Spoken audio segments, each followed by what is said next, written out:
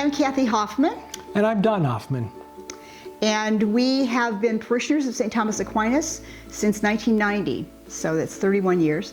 And we've been a part of a small faith community just as long.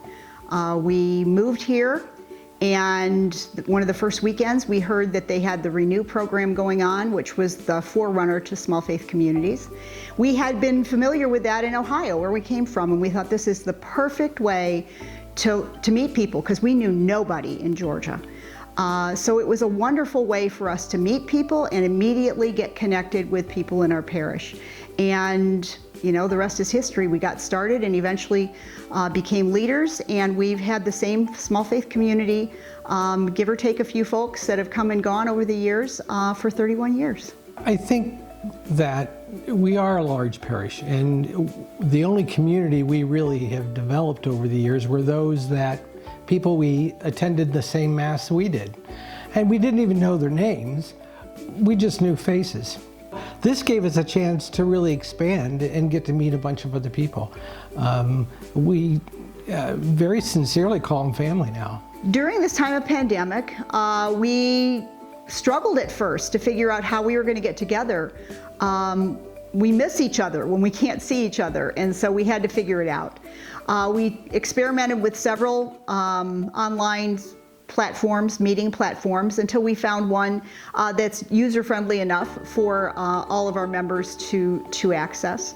And now that we're able to meet that way, we've got a regular schedule of every 2 weeks meetings going on again, and we use the Sunday by Sunday online. And you know, it's working. We're figuring out how to do it, and we all, I think, feel much better that we've got that one piece of normal back in our lives, because we really miss each other.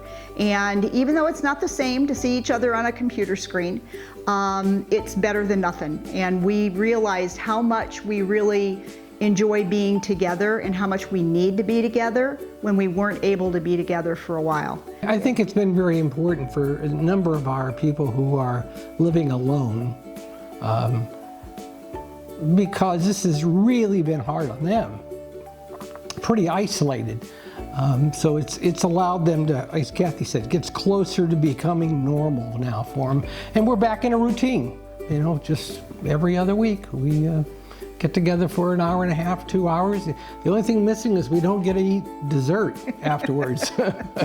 When we gather for our meetings, obviously there's a few minutes of chit chat, catching up on what's been going on lately, and you know, everybody's catching up on the news. But then we settle into a very normal pattern.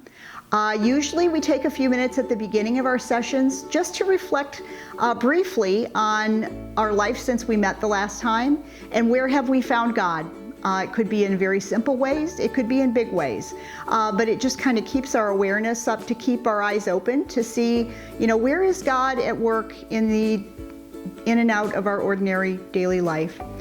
Then we turn to a resource that the parish provides called Sunday by Sunday, which is a nice just pamphlet that has reflections on the upcoming Sunday's readings.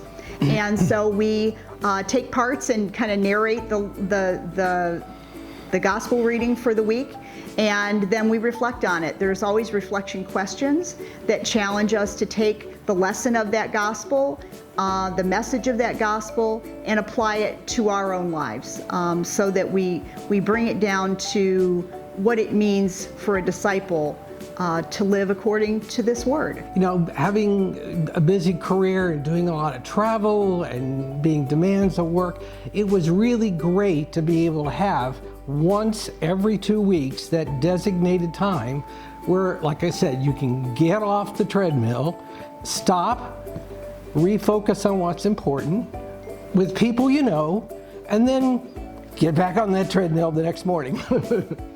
This small faith community is our family. I mean, all of our family are hundreds of miles away. So this small faith community has been our family for 30 plus years. We've had some of our members pass on and leave widows behind who need help, who need Don to come over and fix their toilet, or, little things. We have a couple of members who have absolutely no family that's anywhere around. And so in a very real way, this small faith community is family, not just for us who do have extended family elsewhere, but for some people it's the only real family that they have. And so it fills an enormous need in keeping folks from feeling isolated and alone. Because in a parish like St. Thomas Aquinas, it is easy to feel like, you're just one of a million and nobody really would notice if you weren't there. We notice when people aren't there, and we call and find out what's going on and how are you and is anything that we can do to help, and that's a really important part of being church.